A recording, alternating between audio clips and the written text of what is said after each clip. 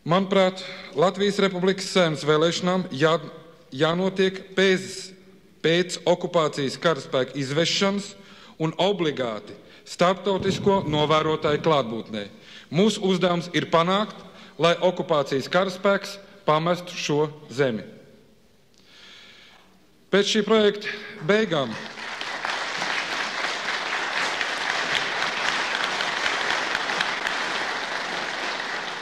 mans priekšlikums ir šo lēmumu projektu atgriezt redakcijas komisijai rūpīgākai izstrādē, šis nav vienīgais mans iebildums, un pie šī projekta iespējams atgriezties rīt. Vēl man ļoti izbrīna izraisa 6. punktu formulējums, un šīs nobeigums šķiet, ka viss mūsu Latvijas Republikas pilsoņu kongresa darbība būs vērsta uz to, lai panāktu jaunās likumīgās valdības atzīšanu starptautiskā mērogā. Taču šeit nav izpausts, kā to panākt. Griguļa kungs, jūsu laiks ir beidzies. Paldies, atvainojiet. Tā, lūdzu, Lāča kungs. Paldies Griguļa kungam par ierosinājumiem. Tā. Lāča kungs nāk.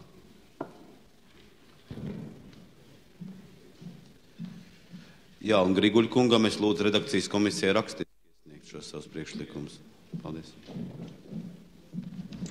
Cienījamie klātesošie, arī manu uzmanību ir pievērsts šīs projekta 5. un nedaudz arī 1. punkts labojumus, kurus es gribu ieteikt. Viņi ir niecīgi, bet uzskatu tomēr būtiski. Tātad 5. punkts. Šeit es gribu savu labojumu argumentēt ar nedaudz vēsturiskiem piemēriem. Laiku posmā no 1920. gada 11. augusta miera līguma ar Padomu Krieviju līdz nelaimīgajam 1939. gada oktobra līgumam par militāru bāzu ierīkošanu Latvijā, Padomu Savienība ir lauzusi 7 līgumus ar Latvijas valsti, kuri noslēgti ar Latvijas valsti vai nu tieši vai daudzu citu valsts dalībnieku ietvaros. Šie līgumi ir bijuši gan politiskas, gan militāras, gan ekonomiskas dabas. Ja kāds mēs privātajā dzīvē tiktu 7 reizes apkrāpts no savu dzīvokļa vai nama kaimiņu, mēs, protams, viņam neusticētos. Kādēļ mums būtu jāuzticās šai valstī, krāpnieku impērijai? Tādēļ, acīm redzot, nedaudz manas domas sakrīt nedaudz arī ar Mārtiņa Griguļa domām. Un es gribētu, lai tiktu no šī teksta izņemta vēlamība, vārds vēlams, bet lai būtu rakstīts vēlēšanām jānotiek starptautisko novērotāju un starptautisko drošības spēku klātbūtnē. Kādēļ? Nav ko slēpt, mūsu tauta ir ļoti iebiedēta.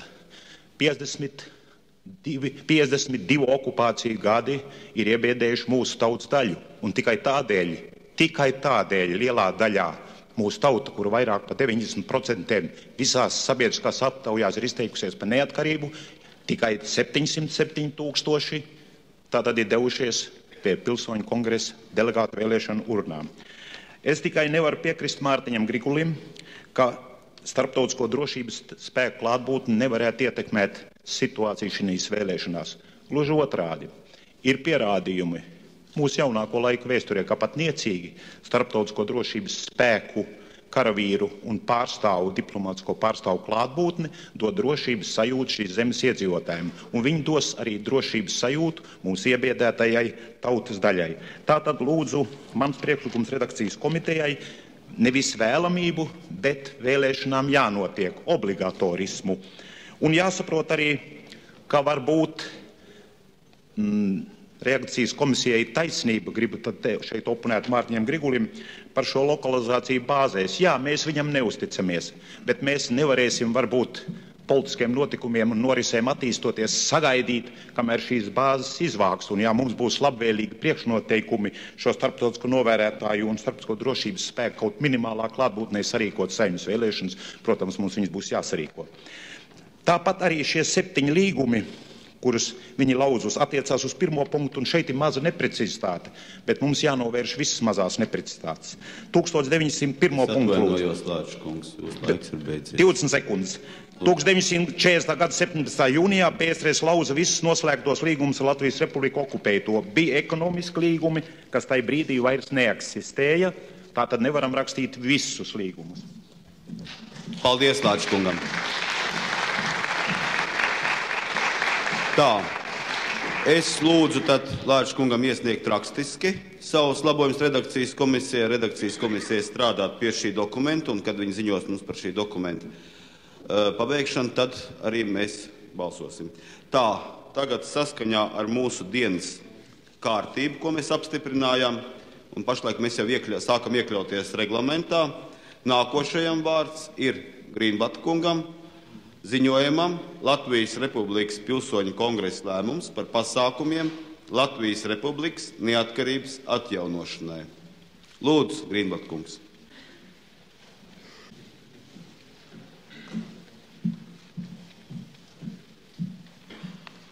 Godājumie kongresa delegāti un viesi, Latvijas Republikas pilsoņi un pārējie Latvijas iedzīvotāji.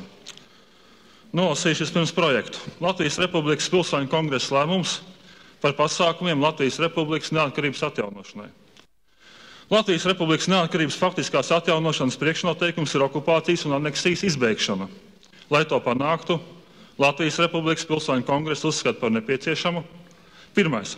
Ar Latvijas Republikas diplomātisko pārstāvju un pilsoņu kongresa pilnvaroto delegāciju starpniecību uzsākt starptautiskas sarunas, pirmkārt ar valstīm, kas atzīst Latvijas Republiku de jure, kā arī griezties pie Eiropas drošības un sadarbības apspriedes dalību valstīm ar lūgumu uzņemt Helsinku 2.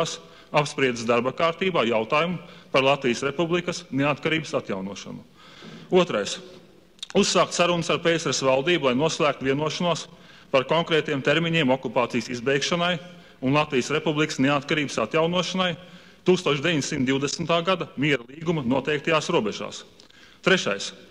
Uzsākt sarunas ar Latvijas PSR augstāko padomi par iespējamo sadarbību Latvijas Republikas neatkarības atjaunošanā.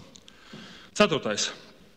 Koordinēt darbību ar Igaunijas un Lietuvas pilsoņu pilnvarotiem pārstāvjiem Baltijas valstu neatkarības atjaunošanā. Sagatavot līguma projektus, kas paredz savstarpēju attiecību noteikšanu ar kaimiņu valstīm uz līdztiesības, savstarpējas interešu ievērošanas un appusē izdevīgas sadarbības pamatiem.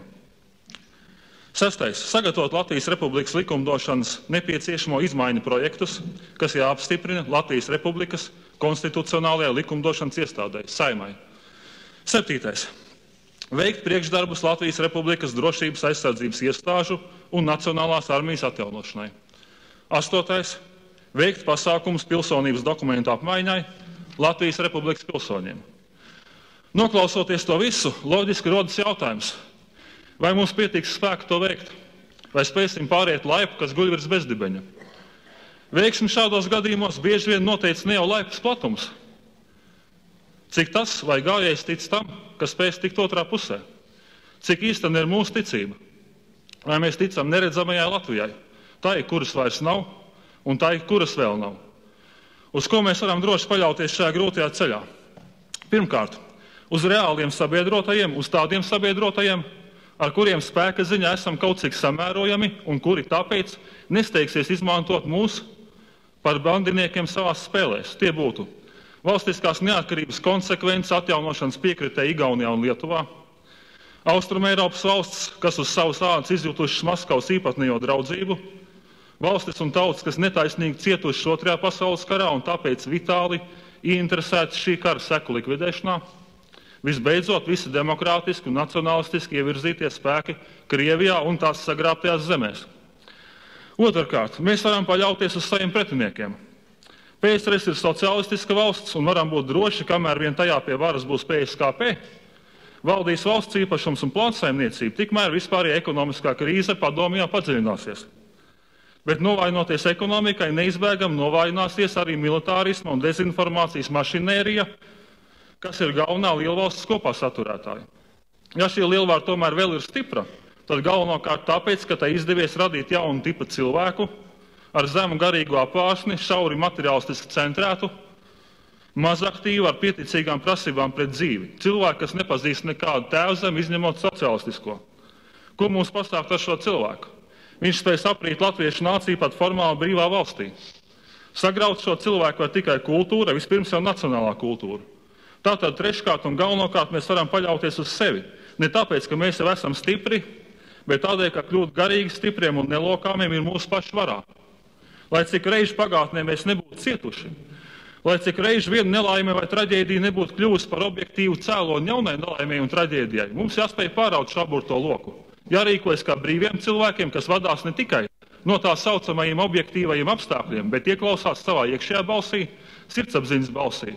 Un šī balss teica, ka Latvijas valsts nav tikai mūsu tiesības, bet arī mūsu pienākums. Pienākums pret tiem, kas cīnījušies par Latvijas brīvību 7 gadsimtus, un pienākums pret tiem, kas nāks pēc mums, un kas varbūt nekad vairs nedzīvos Latvijas republikā, ja mēs to šodien nodosim.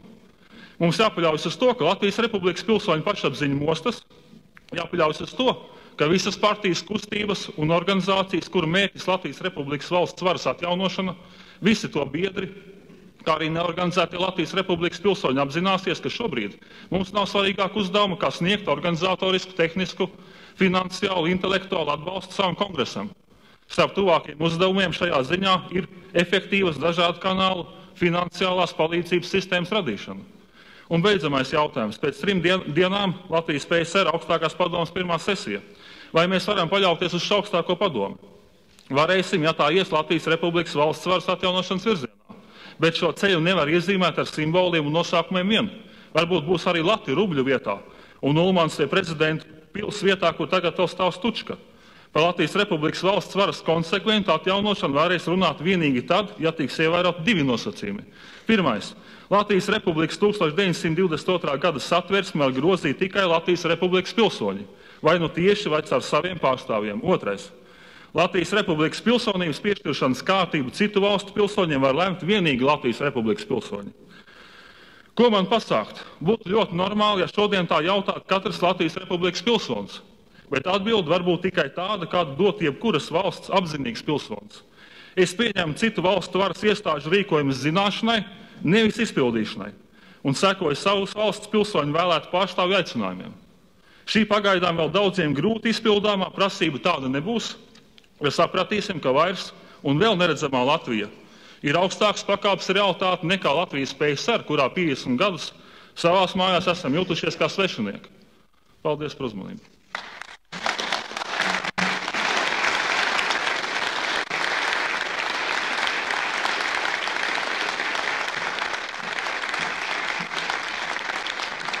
Paldies Grīnbata kungam.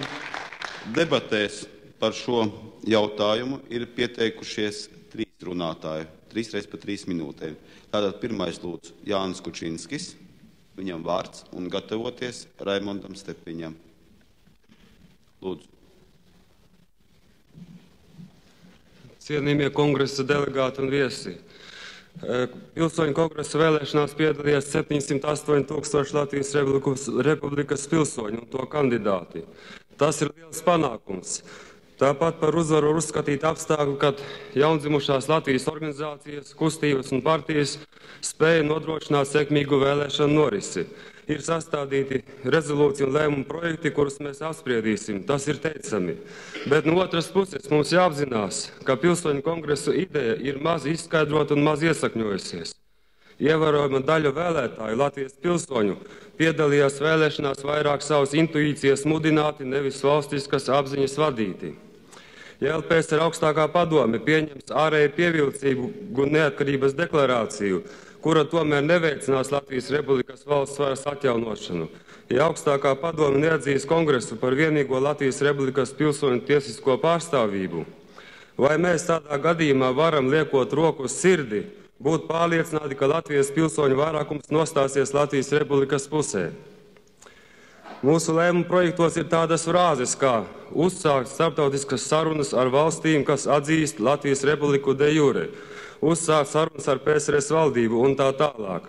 Vai mēs varam būt pārliecināti, ka minētie starptautisko tiesību subjekti tik viegli piekritīs uzsākt šādas sarunas? Manuprāt, pilsoņu kongresam ir jāiegūst Latvijas Republikas pilsoņu vairākuma apzināts atbalsts, jāizveido saimniecisks pamats savai darbībai, jāpanāk reāli ietekme uz sabiedriskajiem procesiem Latvijā un ārpus tās. Tad ar mums nopietni rēķināsies, tad ar mums runās. Kā to panākt? Manuprāt, ir nepieciešams izsludināt vietējo pilsoņu komiteju vēlēšanos tajos apgabalos, kur padomēs ir okupācijas varai paklausīgu deputātu pārsvars. Piemēram, lielajās pilsētās un atsevišķos Latgales rajonos. Šīm pilsoņu komitejām būs jācenšas aizstāvēt Latvijas Republiku pilsoņu intereses un tās apmierināt lielākā mērā nekā to dara pašreizējās padomes. Viens šo pilsoņu komiteju uzdevums būtu organizēt Latvijas pilsoņus savu tiesību aizstāvēšanai. Acīm redzot, ir jādibina kārtības sargu vienības aizsargus, kuras pāries periodā iespējamos juku laikos palīdzēs nodrošināt sabiedrisko kārtību. Pilsoņu komitejām un kongresam būtu jāveicina un jāatbalsta tāda Latvijas pilsoņu saimnieciskā darbība, kas tos padarītu ekonomiski neatkarīgus no okupācijas režīma. Respektīvi, jādibina Latvijas pilsoņu kooperatīvi, akciju sabiedrības, bankas, izglītības un konsultatīvās iestādes. Šiem uzņēmumiem būtu finansiāli jāatbalsta Latvijas Republikas pilsoņu kongresa darbība. Tāpat visus reģistrējušos Latvijas pilsoņus ir jāiesaista mūsu kustībā. Tas varētu izpausties arī kā brīvprātīga nodokļu maksāšana Latvijas atjaunošanas vajadzībām. Balstoties uz iegūtajiem līdzekļiem būtu jāizdod Latvijas Republikas presa informatīvi materiāli kā Latvijas tā ārvalstu vajadzībām. Jāalgo speciālisti, jāatbalsta Latvijas saimnieciskos aizsākumus. Ar vārdu sakot, ir jāpanāk stāvoklis, kad Latvijas pilsoņi ikdienas un ik uz soļa izjutīs vajadzību pēc un pienākumu pret atzimstošo Latvijas valsti. Pilsoņu kustība kopš šīs dienas nedrīkst ne uz mirkli atslābt. Paldies. Paldies par iekļaušanos reglamentā. Vārds Raimondam Stepiņam un gatavoties Anspap kungam no Aglonas. Sveicināti Latvijas Republikas pilsoņu kongresa delegāti. Daudzi no jums pirms ienākšanas šajā zālē redzēja jauniešus aizsargu formas tērpos, kuri stāvēja goda sarzē. Nesen pēc Latvijas komitejas Ženēva 49 iniciatīvas Latvijā sāk atjaunoties aizsargu organizācija. Šai iniciatīvai tagad pievienojas arī citas organizācijas. Domāju, ka nav vērts tērēt laiku, lai stāstītu par aizsargu darbību Latvijas Republikas neatkarības laikā, jo tas jau tāpat daudziem no jums ir zināms.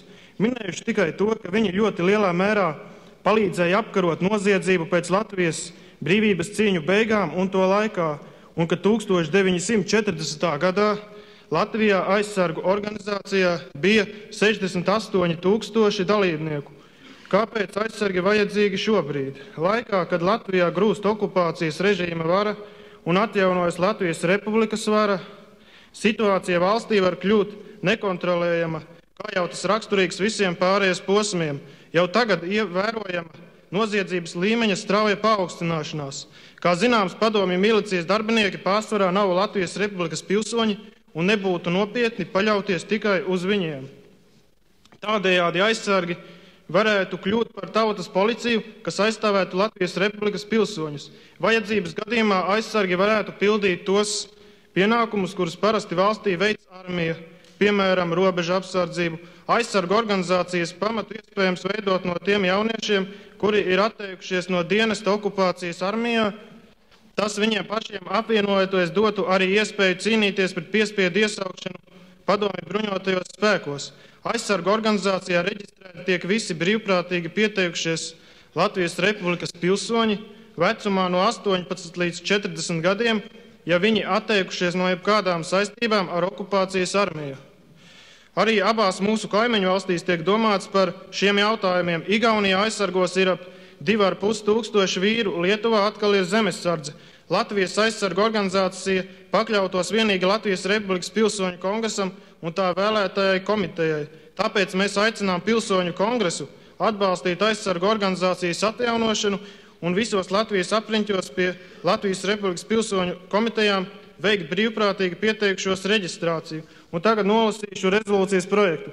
Latvijas Republikas pilsoņu kongresa deklarācija par aizsargu organizācijas darbības atjaunošanu. Ņemot vērā, ka Latvijas Republikas pastāvības laika aizsargu organizācijas sniedza neatsveramu ieguldījumu miera, drošības un kārtības uzturēšanai valstī, ka 1940. gada 20. jūlijā likums par aizsargu organizācijas likvidēšanu tika parakstīts piespiedu kārtā pēc Latvijas Republikas okupācijas un tādējādi ir uzskatāms par pretlikumīgu un spēkā neesošu, kā arī ņemot vērā nekontrolējamo un strauji pieaugušo noziedzību Latvijas Republikas teritorijā, Latvijas Republikas pilsoņu kongress uzskata par nepieciešamu miera, kārtības un drošības labad atjaunot aizsargu organizācijas darbību un uzdot saviem izpildu orgāniem izstrādāt nolikumu par aizsargu organizācijas darbību patreizējos apstākļos. Paldies! Tā, paldies par konkrētību. Es tikai lūdzu šo dokumentu iesniegt redakcijas komisijai, lai varētu viņu izvērtēt. Tā, Anspaukungam vārds, un pēc tam debats tiks pabeigts.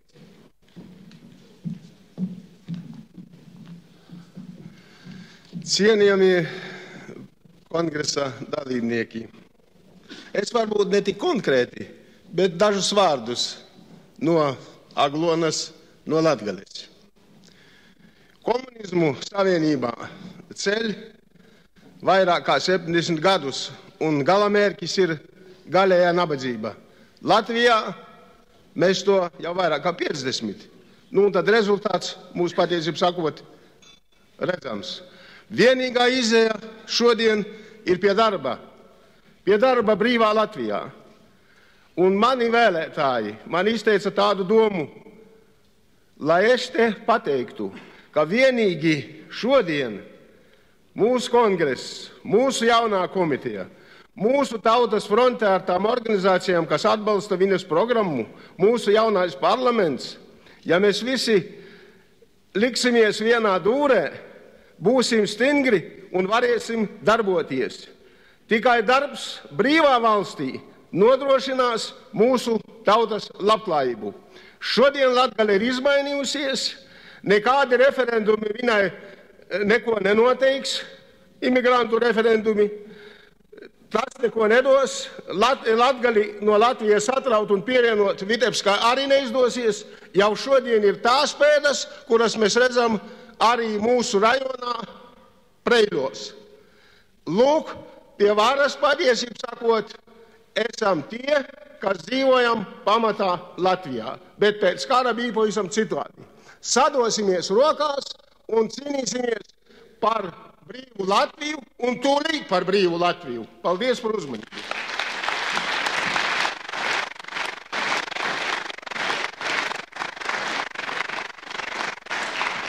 Paldies Anspaukungam par uzmundrinošiem vārdiem. Tā, gatavoties, bet vēl ne uzreiz Baibai Petersons kundzei savam ziņojumam. Uzreiz gatavoties tātad dokumentam. Redakcijas komisija mums ziņo, ka viņi ir gatavi ziņot par dokumentu nolikums par pilsoņu kongresa struktūru un darbības kārtību, bet kamēr redakcijas komisijas pārstāvs nāk no tribīnas, vēl divi tādi notikums pilsoņu kongresā. Tātad Igaunijas kongress dāvina mūsu kongresam un laikam arī Latvijas komitejai pilnu kopojumu ar Igaunijas kongresa materiāliem, kas bez šaubām palīdzēs mūsu darbā. Paldies viņiem!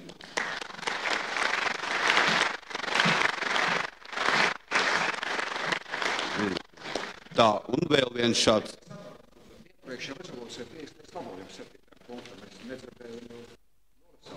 Es atvainojos, redakcijas komisija to spriedīs. Redakcijas komisija, pēc tam mēs pieņemsim dokumentus. Tā, un vēl viens dokuments, ko es gribētu tā kongresam paziņot. Tas ir Latvijas Republikas pilsoņu kongresam. Viņa augustdēla Miezīša lūgumraksts, ka viņš no šī lūgumraksta sastādīšanas brīža uz mūžīgiem laikiem atsakās no Padomju Socialistisko Republikas Savienības pilsoņu pases, sērija un numurs, šeit lūk šī pase. Par PSRS pilsoni nekad neesmu gribējis būt. Uzskatu, ka PSRS pilsonība man tikus uzspiest ar viltu un varu. Kā pilntiesīgs Latvijas Republikas pilsoņu pēcnācējs, lūdzu izsniegt man Latvijas Republikas pilsoņu pasi. Paraksts ir arī apstiprinājums. Nu, apsveiksim pa drosmi Miezīšu kungu.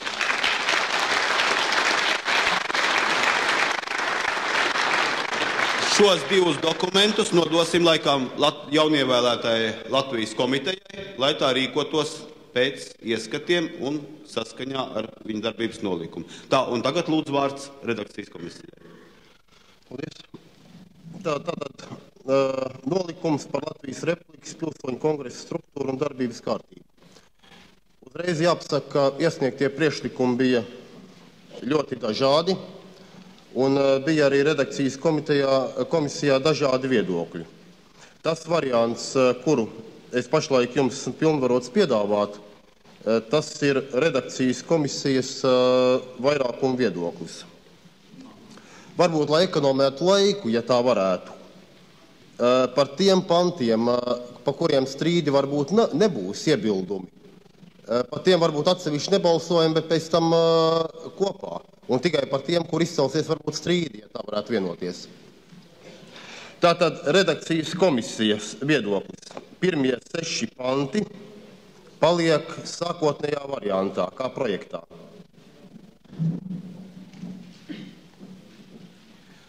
Tā. Vai mums būtu nepieciešams balsot par to, ka tas paliek sākotnējā variantā? Es domāju, ka nē. Varbūt, ka mēs iesim tālāk līdz labojumiem. Tā, es atvainojos, Mikls kungs. Labojumus vajadzēja iesniegt redakcijas komisijai, tad, kad viņi gāja projām. Es atvainojos. Varbūt jums arī tiks dots vārds pēc tam, ka pabeigsim šo dokumentu pieņemt. Tā lūdzu, tad tālāk varbūt iesim. Tālāk, tagad 7. pants. Šeit redakcijas komisija piedāvā labojumu. Pirmais teikums paliek tāpat kā projektā. Otrs teikums sekojošs. Kongress var mainīt Latvijas komitejas lēmumus, kā arī atsaukt komitejas dalībniekus un ievēlēt to vietā citus. Tāds ir redakcijas komisijas priekšlikums.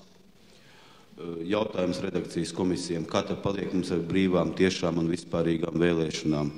Vai kongress var ievēlēt citus dalībniekus? Tas ir kooptēt. Es domāju, tas ir, vai nebūtu pietiekami skaidri. Kongress var mainīt komitejas lēmumus, kā arī atsaukt Latvijas komitejas dalībniekus un ievēlēt to vietā citus. Paldies. Tā, par 7. punkta labojumu. Tātad, man liekas, mums ir jāizsaka savu attieksmi balsojot. Kas, lūdzu, ir par šo redakcijas komisijas piedāvāto variantu? Lūdzu, par kas balso? Tā, vai mums ir vērts skaitīt par? Laikam nē. Paldies, lūdzu, nolaidiet.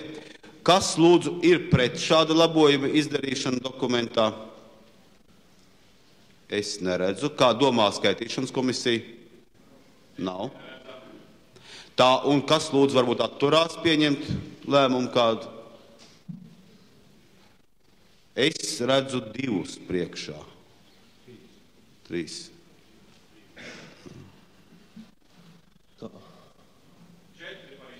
Pavisam tātad 4. Tātad 4 atturoties un pārējiem balsojot par, šis labojums tiek 7. pantā pieņems. Lūdzu, turpiniet. Tā, sākot no 8. Tātad 8., 9. un 10. pants attiecībā uz minētajiem pantiem komisija piedāvā atstāt sākotnējā redakcijā. 8., 9., 10. Tā, paldies. Varbūt tad pa labojumiem tālāk. Tā iebildumu nav, jā. Tā, 11. pants. Redakcijas komisija piedāvā sekojošu variantu. Latvijas komitejas darbības kārtību nosaka reglaments, kuru apstiprina Republikas pilsoņu kongress. Šeit bija tāds piedāvājums, un redakcijas komisija viņu šo piedāvājumu pieņēma. Šeit pacelsies noteikti jautājums, ko darīt starplaikā starp 1. un 2. kongresa sesiju. Acīm redzot, redakcijas komisijas viedoklis tāds, ka komitejai būs jāizstrādā pašai savs pagaidu nolikums šim starplaikam. Tāds ir redakcijas komisijas vairākuma viedoklis. Tad atkārtot varbūt vēlreiz, jā? Jā, es sapratu. Latvijas komitejas darbības kārtību nosaka reglaments, kuru apstiprina Latvijas Republikas Pilsoņu kongresa.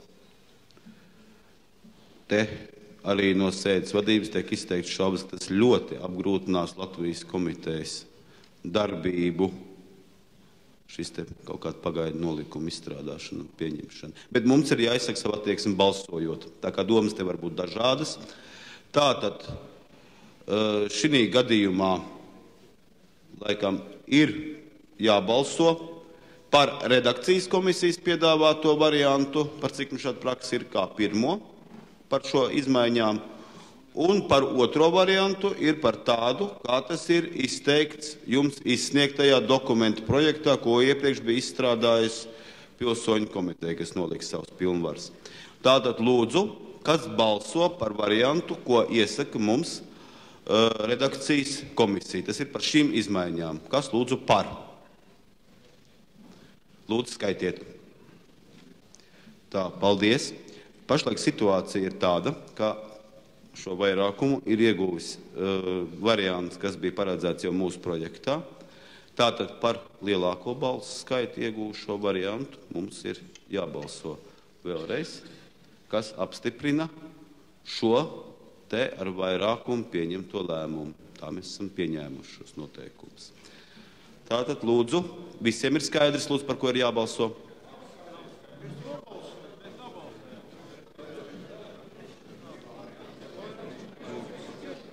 Jā. Šeit tiek balsots par diviem savstarpēji izslēdzošiem. Lūk, šis te noteikums ir, ka mums tad ir jābalso otrais par to, kas ir ieguvis vairākumu. 66 bija par šo variantu, ko ieteica redakcijas komisija, 105 bija par projektā izteikto variantu, tātad jāizsaka savā attieksme par šo te vairākumu. Tā, lūdzu, es uzaicinu jūs balsot. Neparast kārtība, bet pamēģināsim pierast. Tā, lūdzu, skaitīt.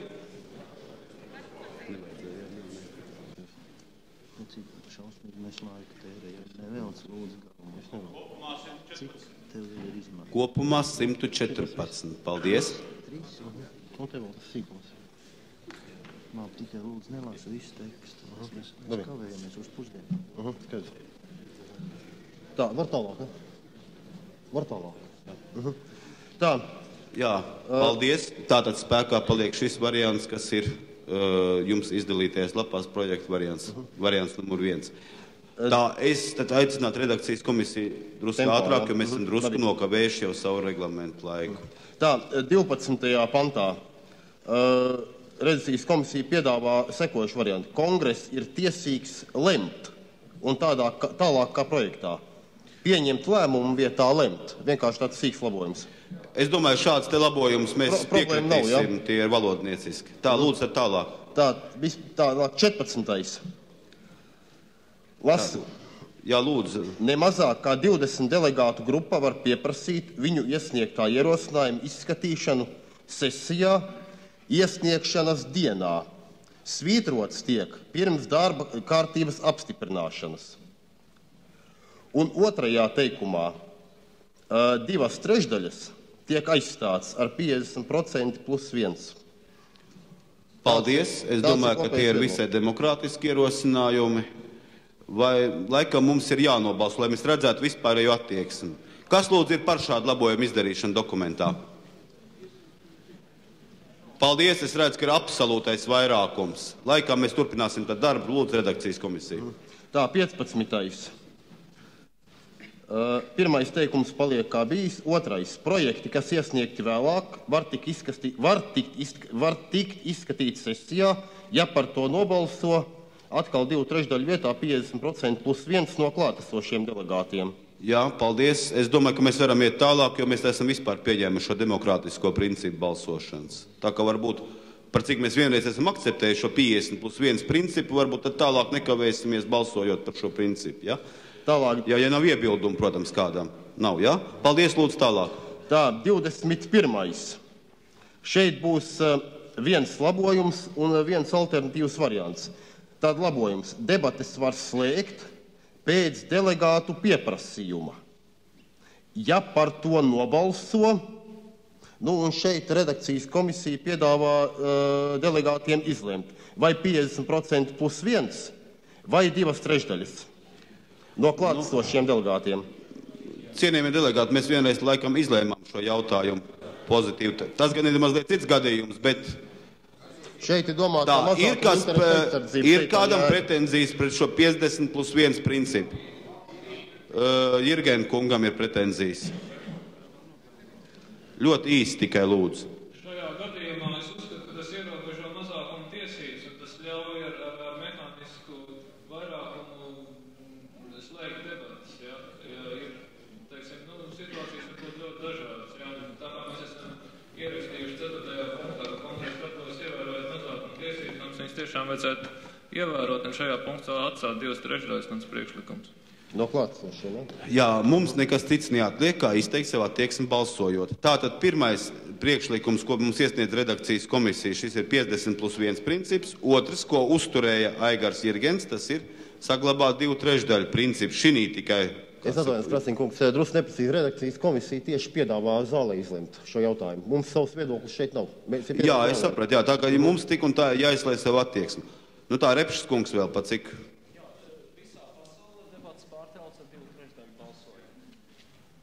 Tā, nu tad mums ir jāizsaka savu attieksmi balsot. Tātad pirmais redakcijas komisijas iesniegtais variants.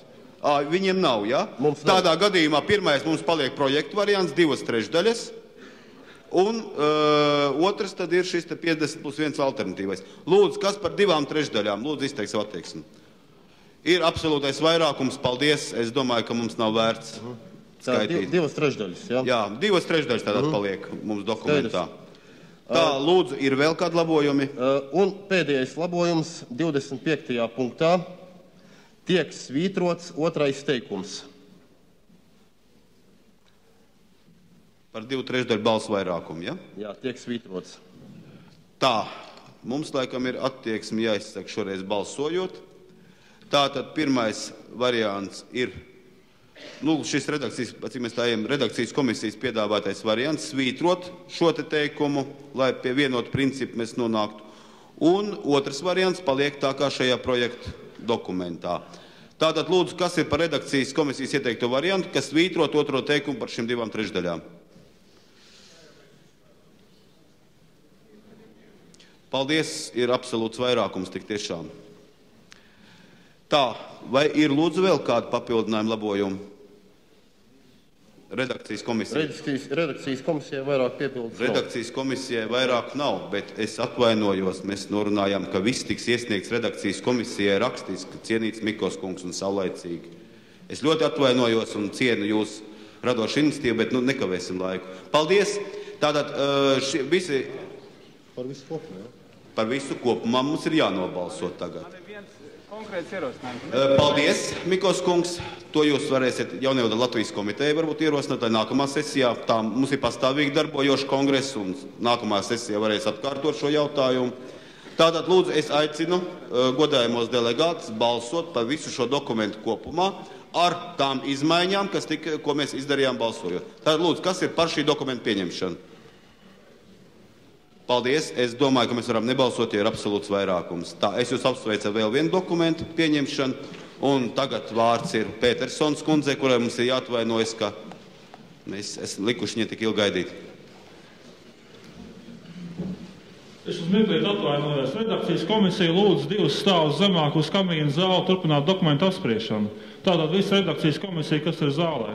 Mums ir 2 dokumenti pašlaik.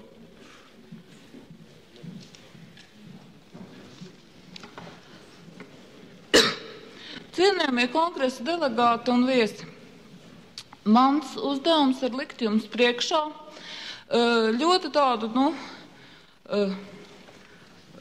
var teikt, nepolitisku, ļoti triviālu dokumentu par Latvijas komitejas vēlēšanu nolikumu. Un tomēr es aicinu jūs ar vislielāko nopietnību attiekties pret šo dokumentu pārdomāt. Viņš nav garš. Jo patiesībā ļoti daudz kas no tā, ko pilsoņu kustība tālāk varēs izdarīt, ko varēs izdarīt pilsoņu kongress, būs atkarīgs no tā, kā un kādu mēs ievēlēsim šo pastāvīgi darbojošos Pilsoņu kongresa institūtu. Tātad sameklējiet savās mapītēs projektu Latvijas komitejas vēlēšanu nolikumu.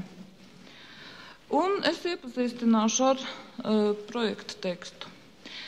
Tātad pirmais punkts. Definē Latvijas komiteja, kas tā ir. Latvijas komiteja ir Latvijas Republikas Pilsoņu kongresa pārstāvniecība, kas darbojas kongresa sesiju starplaikos un ko aizklātā balsošanā ievēl Latvijas Republikas Pilsoņu kongresa savā pirmajā sesijā. Otrais. Latvijas komitejas skaitliskais sastāvs ir 51 cilvēks no balstiesīgo kongresa delegātu skaita un 5 cilvēki no delegātu skaita, kas kongresā piedalās ar padomdevēju balstiesībām. Trešais. Kandidatūras Latvijas komitejai tiek pieteiktas kongresa 30. aprīļa vakara sēdes laikā un rakstiski iesniegtas sekretariātā. Kandidatūras pieteikumu iesniedz jebkurš kongresa delegāts, iesniegumam pievienojot kandidāta piekrišanas apliecinājumu. Tātad, ja viņš nepiesaka sevi. Savu kandidatūru var atsaukt līdz 30. aprīļa, tas ir šodienas vakaras sēdes beigām. 5. Iepazīstināšana ar kandidātiem notiek kandidātu izvirzīšanas laikā un kongresa sēžu starplaikos. 6. Vēlēšana biļetenus sagatavo kongresa sekretariāts un delegāti tos saņem pret parakstu pirms 1. maija rīta sēdes sākuma, tas ir rīt no rīta. 7. Varbūt gramatiski pareizāk, delegātam ir 21 balss. Biļeteni, kuros balsots par lielāku kandidātu skaitu, tiek atzīti par nederīgiem. 8. Kongresa delegāti, kas nevar piedalīties balsošanā, iesniedz sekretariātam savu atbalstīto kandidātu sarakstu pirms vēlēšanām. Un 9. 51 plus 5 kandidāti, kur saņēmuši visvairāk balsu, ir ievēlēti Latvijas komitejā. Es gari nereferēšu, tāpēc, ka es domāju, ka tas ir līdz galam skaidrs dokuments un tur gari komentāri nav vajadzīgi. Vienīgi to, ka šeit varbūt ir mazliet gramatiski neprecīzi neveikli formulējumi, bet tas nav būtiskākais. Būtiskākais es aicinātu kongresa delegātus izteikties par pašu šo vēlēšanu principu. Jo mēs būtībā savās politiskajās organizācijās un kustībās, kādas mums līdz šim ir bijušas, parasti esam balsojuši par visu ievēlamās komitejas sastāvu. Šajā gadījumā tas būtu par 51 komitejas locekli. Tomēr Pilsoņu komitejas redakcijas komisija izšķīrās par to, ka likt jums priekšā šādu atšķirīgu jaunu balsošanas principu, kur katrs balso tikai par 21 komitejas locekli, rēķinoties ar to, ka mēs katrs 51 cilvēku nepazīstam pietiekami labi, lai varētu par to nobalsot. Un tātad izvēlēties 21, par ko mēs tiešām varam būt droši un zināt, kas tie ir par cilvēkiem. Un tad no šiem 21, ko katrs mēs zinām, izveidot šo caur vairākumu izveidot šo Latvijas komiteju. Es aicinu ar ļoti lielu atbildību uztvērt šo necilo vēlēšanu nolikumu, kā arī pašas vakarā paredzamās Latvijas un rīt no rīta paredzamās Latvijas komitejas vēlēšanas, jo faktiski tā cietā klints, uz kuras mēs varēsim celt savu nākotni, būs tikai Latvijas republika un tas sargs, kas sargās šo republiku. Tā lielā mērā būs Latvijas komiteja, jo daudz grūtāk būs savākties kongresa delegātiem, lai sasauktu sesiju. Parasti jau to darīs Latvijas komiteja. Un kā sargam sargtornī,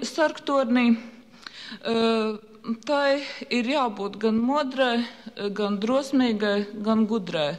Un Dievs nedod mums sargu, kurš būtu miegains vai uzpirkts vai nodevīgs, tāpat kā nedod mums sargu, kurš būtu muļķis un kurš celtu trauksmi tad, kad naidnieki tikai rēgojas un tur, kur patiesībā viņi nemaz nav. Tātad es aicinu pārdomāt šo nolikumu, iesniegt savus priekšlikumus, izteikties varbūt arī par šo 21 balss principu un pāriet pie, attiecīgi pieņemt šo dokumentu. Paldies Baibai Petersonai, bet viņas bažas neapstiprinājās, jo it neviens no kongresa delegātiem nav pieteicies debatēs par šo jautājumu. Nav iesniegts neviens priekšlikums rakstiski, tādējādi es aicinu godājumos kongresa delegātus būt ļoti čakliem un balsot par šo nolikumu. Kas lūdzu ir par?